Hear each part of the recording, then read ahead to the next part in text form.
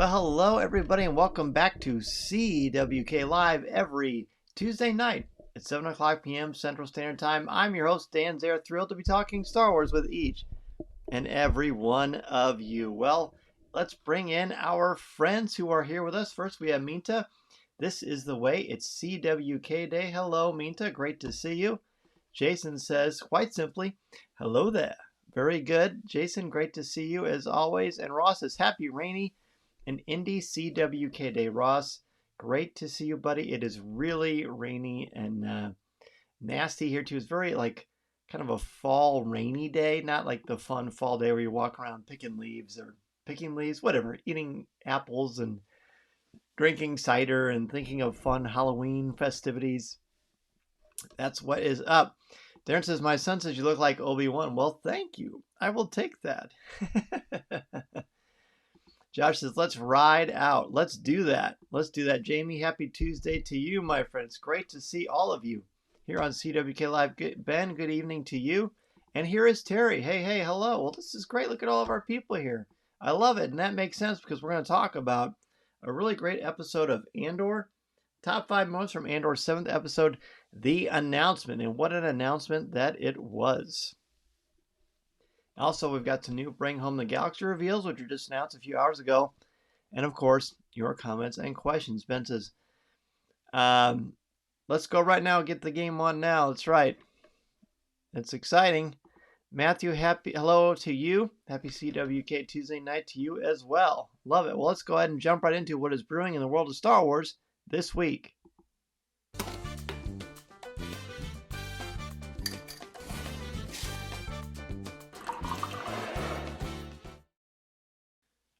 All right, so this is the time. Boy, look at how my hair is getting long.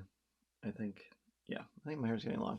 All right, so we're going to look at new reveals of some new merchandise that was announced today from Disney and Lucasfilm. Some really cool things that I'm sure a lot of you will be interested in pre-ordering, perhaps.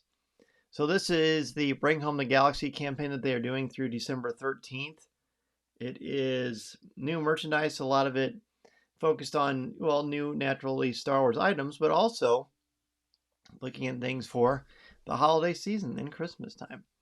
So first up, we have the lightsaber forge. These are the plastic lightsabers that light up and make noises.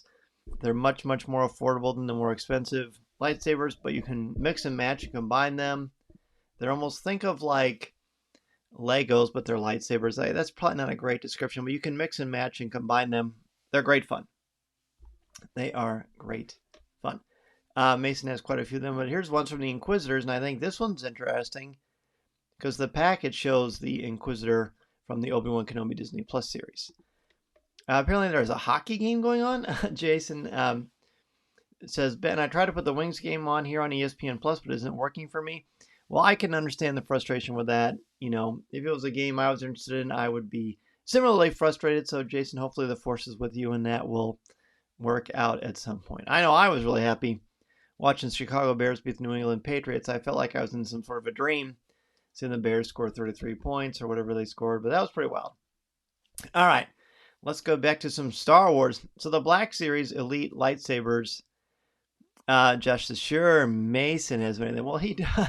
So I gave him a lot of mine, but he also has some too. I have the more fancy ones. For example, Luke Skywalker's lightsaber from Return of the Jedi and from The Mandalorian in the Book of Boba Fett, the famous green lightsaber. This is the Black Series Elite lightsabers that Hasbro has put out. They are amazing. They come with their own stand. They're really light. In fact, I think they're lighter than the ones from Galaxy's Edge, and they're really exquisite. Matthew says, that was a fantastic Bears game. Yes, it was. Boy, was it great. Speaking of great, and I just mentioned Legacy lightsabers, finally tomorrow on Shop Disney, I believe at 7 o'clock p.m., or 7 o'clock a.m., 7 o'clock a.m. Pacific time, Qui-Gon Jinn's Legacy lightsaber is going to be out for pre-order. Now, I have been eyeing Qui-Gon's lightsaber for a very long time, hoping and praying and wishing that eventually they would be a Legacy lightsaber of Qui-Gon Jinn. So now I'm going to get that chance to pre-order it, and I cannot wait. Also, This is Count Dooku's lightsaber. Now, to you, it looks, if those who are really interested in lightsaber hilts, like I am, no, this one looks a little bit different from the one Count Dooku uses in Attack of the Clones. So I'm pretty sure this is the one from Tales of the Jedi, the new series that is coming out tomorrow. Actually, tonight. All 6 episodes are going to drop. I will certainly talk about that. And at the end of the episode, because I've seen all 6 episodes, but so I'll save that for the end. Yeah, this is Count Dooku's from that. And it's really a really great looking one, a legacy lightsaber, and you can get these at Galaxy's Edge. Matthew says, Clone Wars, it is set during the Clone Wars Tales of the Jedi, and this one is one that actually Dooku uses before the Clone Wars actually happen. It's when he is still a Jedi Knight. Josh says less of a claw on it. Yeah, that's true. It is significantly shorter. Now, these are ladies' Advent Star Wars Christmas socks. So, Minta, Mary, all of you out there watching and listening who are interested in these, I put these here for you to see, but they were just announced today. The packaging alone, I think, is worth the price of admission, so that's pretty fun.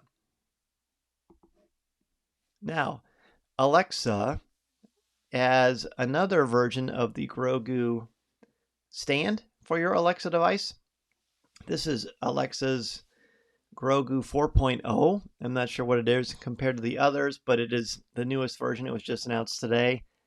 So if you have Alexa, I know we do, and we have a lot of fun with it, this is a great little stand to celebrate your love of Star Wars. Finally, like they did similarly in previous campaigns, the UPS in, let's see, Chicago, Atlanta, Los Angeles, and I believe maybe Miami, at least a part of Florida, certain UPS trucks are going to have this overlay on them, and that is great. Like, if you ever get a picture of yourself by one of these trucks, please don't get into an accident or put yourself in any kind of danger within 1,000 yards, 1,000 miles of danger. Get a picture of yourself by these trucks. If it's safe, that would be really fun. I would love to see one of these out in the wild, so to speak. Matthew says, I need to get this for my boys, Alexa. Of course, that would be awesome. And Minta needs those socks in her life along with the Grogu stand. There you go. Always happy to provide shopping examples for all of you. Pretty cool. So yeah, those are the main ones that are being offered today. Darren says, cool UPS truck. Yeah, isn't that great? I would love to, as I just said, I would love to see one of those things out there driving around. All right, let's talk top 5 moments from Andor's The Announcement, episode 7. This is a spectacular episode we reviewed last week on Coffee with Kenobi. I was there with Kelly Knox, whose book, new Star Wars book, is out today. And then also joining me was Ryan Donahoe from the Forcecast. So that was great, too. Ben says, every Alexa in the house needs one of these. Curious, how many does everyone have? I've got 2. One of ours is a video one. We have a lot of fun with that. We did let's see, a Halloween overlay for it. You just say enable Halloween theme. And usually it will just do like a complete Halloween overlay for your Alexa. It's pretty fun. I highly recommend that. We're going to talk about the announcement here today. Matthew has 6 Alexas. Wow. I wonder how many times I've said the word, you know what, and had it start going wild. So let's talk about this. Let's talk about your top 5s from this great episode. It seems like we say this for every week because it's just a great series. So when I was watching this the first time, I noticed that Cassian doesn't show up for, I think, 18 minutes. I feel like that's right. So Cassian Andor is the main character of this series, and he doesn't show up for 18 minutes in the 7th episode, and you don't even notice it. And I think the reason for that is the strength of this series and how powerful and how well-rounded they are making all of these characters. So if the main character isn't even showing up and you notice that, that's really powerful stuff. I think that's just really good storytelling, that delayed gratification, and it really plays off beautifully here. All right, Darren has 3 Alexas. Ben has 6 also. Oh, Matthew has a 7th one in his car. All right, number 5 for Josh. The Bureau of Standards has echoes of Brazil and Metropolis. Now that is a good catch, Josh. I didn't think about that. That's a really good catch. Darren says he has Google Play with the nice to compare Alexa answers with Google, which of course you wouldn't use on Star Wars Trivia when we're playing it on here, which we're not tonight. But yeah, good choice. Terry says, so much info here in this episode, might be my favorite one yet. Yeah, you really can't go wrong with it. Minta's number 5 is Cassian slaying the episode also. Well, how about that? Great minds think alike. I mean, I will just follow your lead on that, Minta, so that is super cool. Jason's number 5, throwbacks to the Republic, clone troopers, Yularen, and a Jedi Temple guard mask. Oh, I missed that, Jason. That must be in Luthen's shop. Is that where you saw that? I didn't catch that Jedi Temple guard mask. I will have to look for that again. But yes, Admiral Yularen, that was a really cool surprise. I didn't realize it until I turned on the captions, but then when I did, I was like, wow, this is epic. Terry's number 5. The hints as to why the Republic was effective in their ability to avoid the Empire. Never doing the same thing twice. Yeah, the detective work is so great, isn't it? Number 5 for Ross is Miami Vice fly-in shot with Nicholas Bertel's Niamos Morlana club mix playing as we learn where Cassian has gone into, quote, hiding. Yeah, that time jump is pretty neat. And the Miami Vice thing, I saw you put that on Twitter. I thought that was funny. Ben's number 5.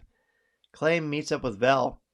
The lead up to where she was going was suspenseful, but I found her way of talking about the rebellion to be even more shocking and kind of scary. You know what? It was. She was very intimidating. Like, very intense. Jamie's number 5, Niamos. I love this place and think Disney Cruise Line needs to convert Castaway Key into this galactic paradise. You spelled Castaway Key correctly. I mispronounced it, so good on you, Jamie. I corrected myself. Yeah, wouldn't that be fun to convert Castaway Key into this new place? Although there's a very heavy Imperial presence, so maybe it wouldn't be the best idea. We'll see. And Jason says, confirm the mask is in Luthen's shop. All right. Noted. Noted. Let's go into number 4. Number 4 for me is the time jump. I love the fact that there's no immediate exposition or dramatic presentation. All of a sudden, just the series is different. Cassian is very comfortable, very relaxed. He's got a new companion. He's in a new place, but we have no explanation of what is going on or how much time has passed.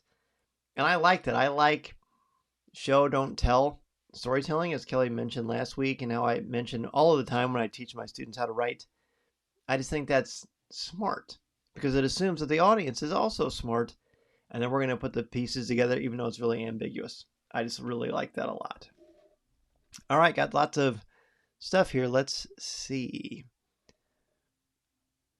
And then Lori's mentions, hello, Lori. Welcome to the show. Good to see you.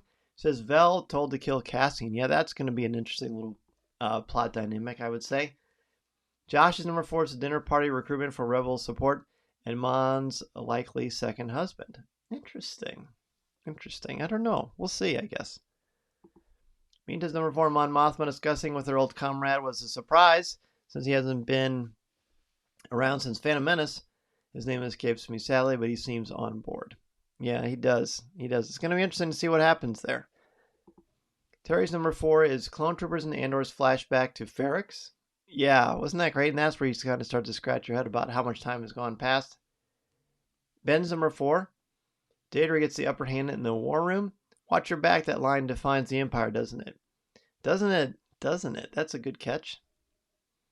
Josh is for the dinner party recruitment for Rebel support and oh wait, we already said that one. Yeah, I don't know how that one happened there.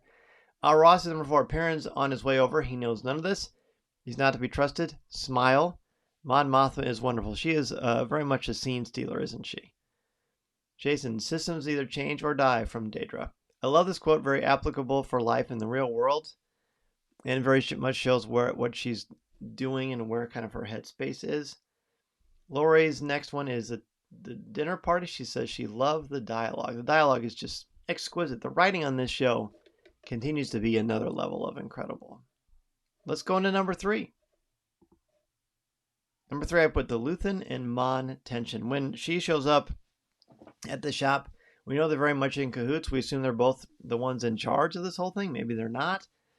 But the fact that they both have similar goals but very different ideas about how to approach it, and one's more cautious and one is more like, we've waited long enough. I find the human dynamic and the element here terrific. And any good show, any good series, any good story, you have to have good characters. All the great effects and the wow connectivity and mythology, that's all fine. That's great. But if you don't have good characters that you care about, it doesn't matter.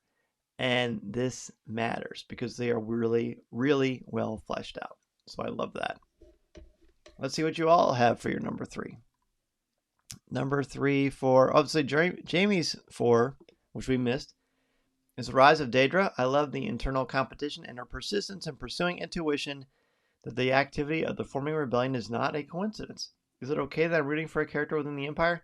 It is okay because I am too, and it just, it's not like you want anything bad to happen, but you root for her because you want her to be successful because she's very engaging as a character.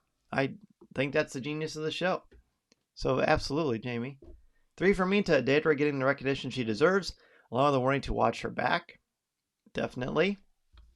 Ties in nicely what we were just talking about. Josh is 3. ISB reaction within the public order resentencing directive, the PORD. Any criminal act with even indirect effect on the Empire will be henceforth be branded a Class 1 offense.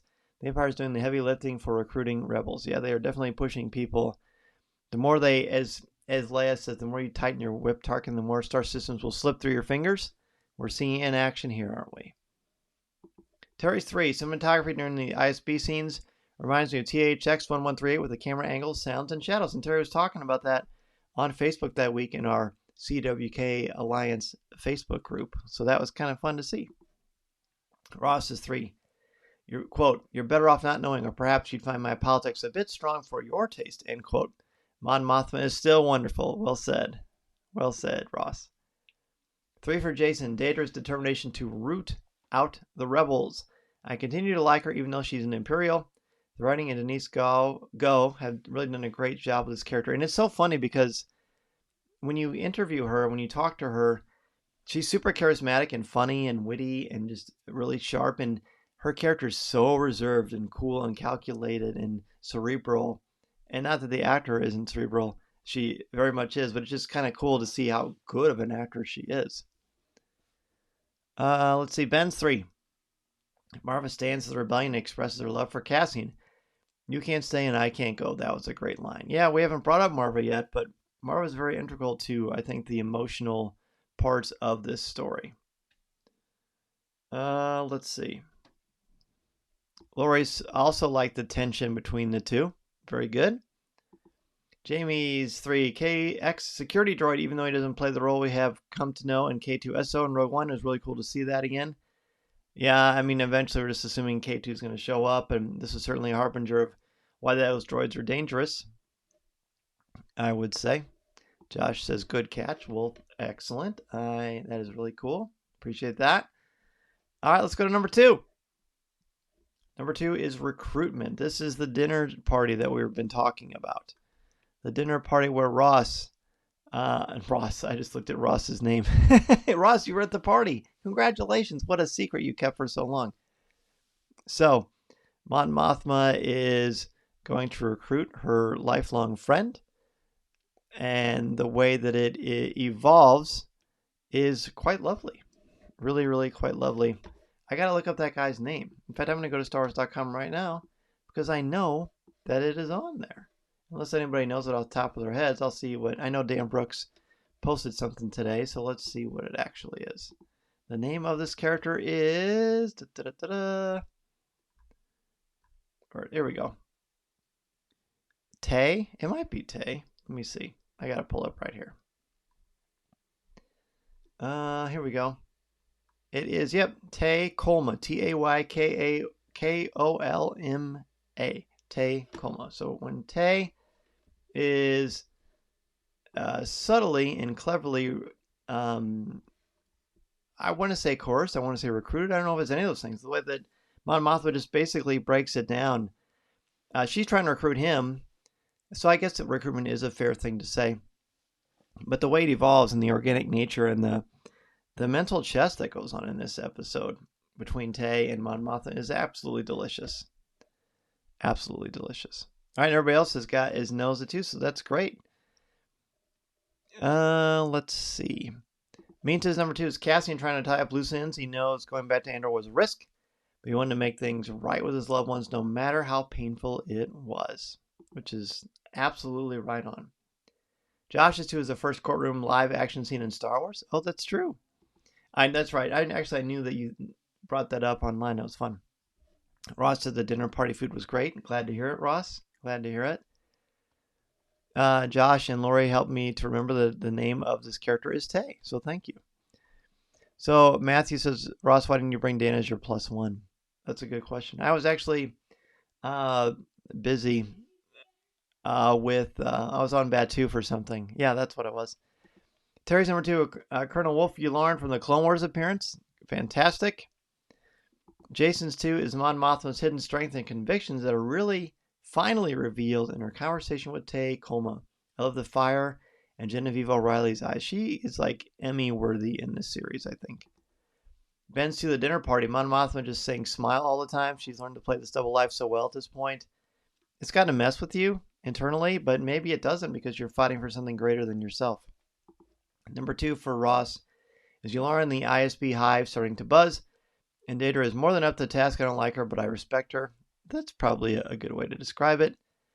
Jamie's number 2, Mon Mothma and Luthen, quote, turning back will be impossible, end quote. And that's true because they made a massive statement. Lori's 2 is Marva and the Cassian, both scenes, but it was so sad. Who gives Cassius information to Luthen? That's a good question. And I think, or hope, we'll find out tomorrow about that. Okay, well, it is time to give our number 1. From the episode of Andor, the announcement, your number 1. My number 1 is the ISB meeting. I didn't think I'd put something from the Empire as my number 1. I almost made the recruitment my number 1, but seeing the workings of the Empire again, seeing this debate and seeing how they come together to try to figure things out while you don't root for them, it's sort of weird. You don't really root against them. You do, but you don't, because you just like seeing them figure it out. And even though Daedra works for the Empire, clearly thinks she's on the side of right, you can't help but be completely transfixed by the whole process. And I think it's just a great meeting, a great sequence, another example of why this show is so brilliant. Josh's number 1 is the mother and son exchange between Marva and Cassian. Terry's number 1 is further revelation of what the rebellion had to do against the Empire. The gray area of innocence and purity was rather broad. That's well said. Mita's number 1 is Niamos, even though it's not a real place. It gave me a Bahamas vibe. I wouldn't mind living there. And let's not forget the K2 units on the beach. I did find it a little funny that he got pinned by one, foreshadowing his future companion in Rogue One. Yeah, I know, that was scary too. Ross's number 1 is Luthen picks up the ancient cudgel. He pitched it in the previous shop episode with Mon while telling her we need the fear. We need them to overreact. When referring to Palpatine and the Empire, this isn't a pretty business. Brutal, beautiful symbolism. Well said, as always, Ross. And that we hear the name Emperor Palpatine, it just kind of gives you shivers because you know what that means. It means trouble. Darren's number 1 is Mon Mothma's party/recruiting scene. Oh, yes, I love that sequence. Love it. Ben's number 1. Luthen admits to the heist. While staying in character, it felt very, dare I say, sinister. Mon Mothma was horrified between Luthen and Cleia's rhetoric to Vel. I'm getting some real Saw vibes. I keep expecting Saw to show up, and you wonder who he's going to side with. I hope he and Luthen, I feel like they see eye to eye, but they won't. I don't know. I'm interested to see how that plays out. Jason's number 1 is the apparent divergence in points of view between Luthen and Mon Mothma. They're both willing. Let me get that back cover. They're both working towards the same goal, but using different means to achieve it. Luthen's goal, if you're not willing to risk your conscience and surrender and be done with it, and Mon's response to him says it all. Lori's number 1 is Daedra in the ISB meeting. Excellent. And Ben says, I noticed that too, Jason. I love that duality. It's smart. It's really smart. It's, again, I can't wait to see how this plays out, and the fact that they keep giving us more texture on these characters is just absolutely fabulous. You really can't beat it. You really just can't. It's just funny how much I've turned on. I mean, I don't know that I've turned on the show. I mean, I initially said many times I lament that it's not for kids. I think it's just a different kind of a pace for kids. But man, if you are of a certain age or maturity or perspective, this show is just amazing. It's almost like, I keep referring to it on Coffee with Kenobi as like a Tolstoy. novel, or it just reminds me of The West Wing or something like that. It's just really well done. Great dynamics. Josh says he doesn't think Luthen and Saw will see eye to eye. I don't either. It's one thing to rob an Imperial stronghold, another to target civilians. Exactly. And maybe we're going to kind of see the evolution of Saw even more going down that dark path, which he does. You know, we see it in Bad Batch. We certainly see it in Rogue One. We see some of it in Clone Wars too. So I'm sure it'll be pretty direct, pretty jarring. That's kind of who Saw is. Next week, I didn't post the new one. Whoops. Well, next week is your top 5 moments from Andor, episode 8, of course. Of course, it's going to be episode 8. I'm surprised I didn't put that up there. Here we go. Let's try again. Boom. Episode 8. Easy for me to say. Yeah, Summon Rebels too. Absolutely, Josh. And Matt says, sadly, my whole family has given up on Andor. I'm still holding on, but I just don't have anyone to watch it with. No, I know. And at first I was like, oh man, but now I'm just okay with it because I get to talk about it with all of you here on Coffee with Kenobi. So again, next week, top 5 moments from Andor, episode 8. Won't that be fun? I'm looking forward to talking about that with each of you. And of course, every week you've got a couple of opportunities to talk about it in the CWK Cafe. That is our Coffee with Kenobi Facebook group. You can find it at coffeewithkenobi.com/community. Or just go to Facebook and type in CWK Cafe or Coffee with Kenobi and you'll be able to find it. Right now we have 700 members in the CWK Cafe, which is absolutely amazing. Absolutely amazing. It's great because it's family friendly, it's spoiler free. We post collectibles, talk some Star Wars, we have a good time. Ben says, didn't Mon Mothma say people will suffer and Luthen said that's the point? That's where it felt like he crossed the line.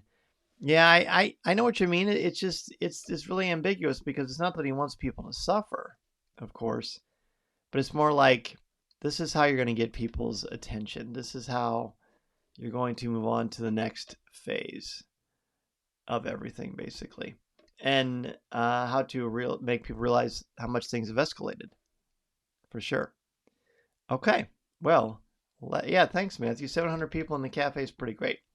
All right, now, gosh, we're going through things so quickly, but that's fine because I'm looking forward to talking about Tales of the Jedi. So let's go ahead and jump into what is not brewing, but let's jump into Ask Dan. See, I need to just follow my prompts that I have on this little monitor here. I'll do that.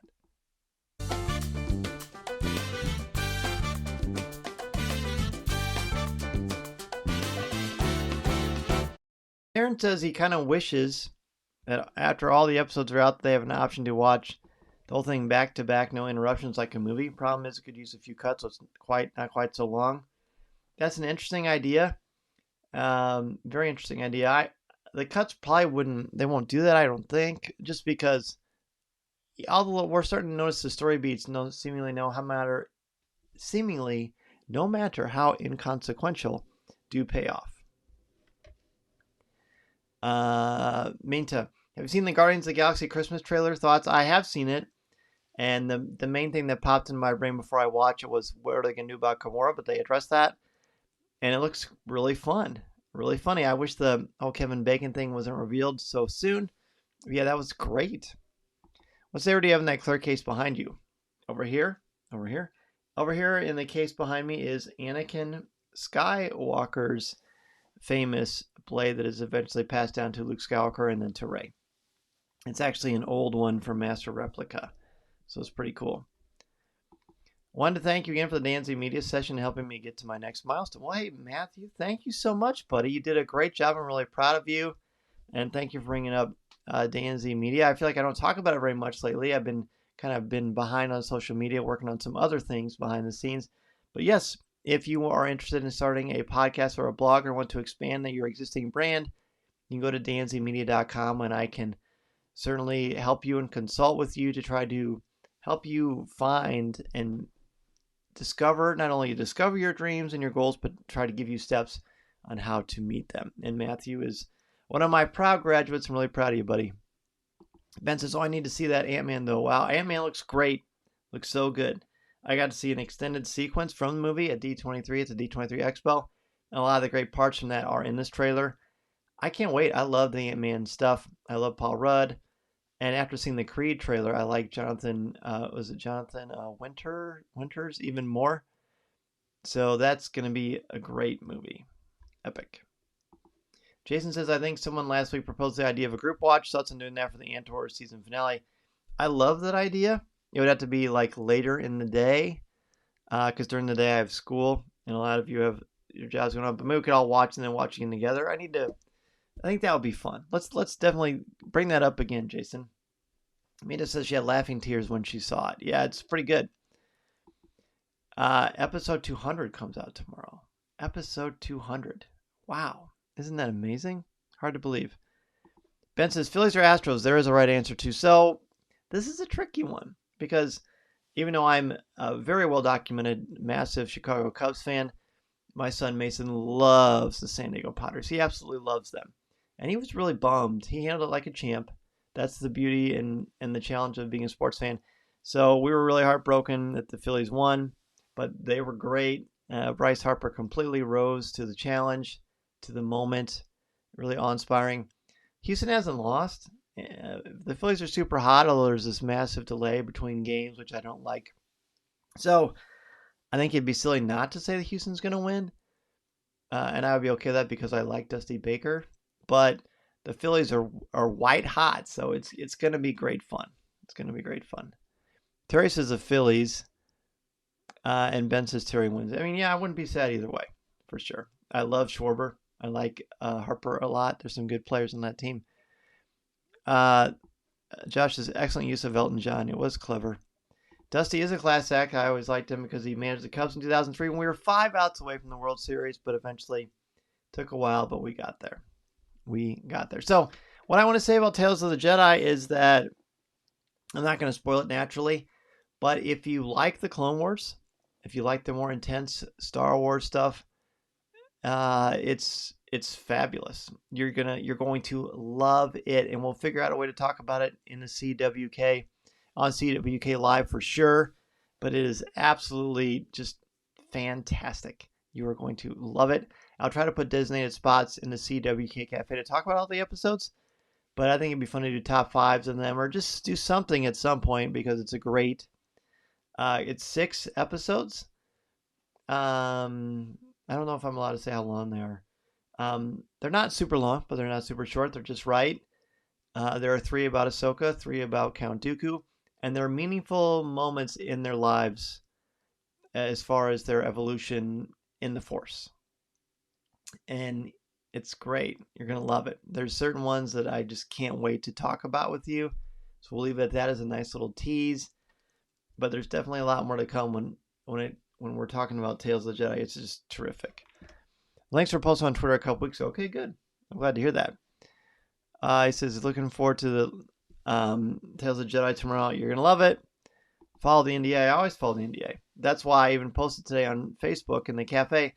Look, I'm only going to talk about stuff if it's officially announced by Disney and Lucasfilm.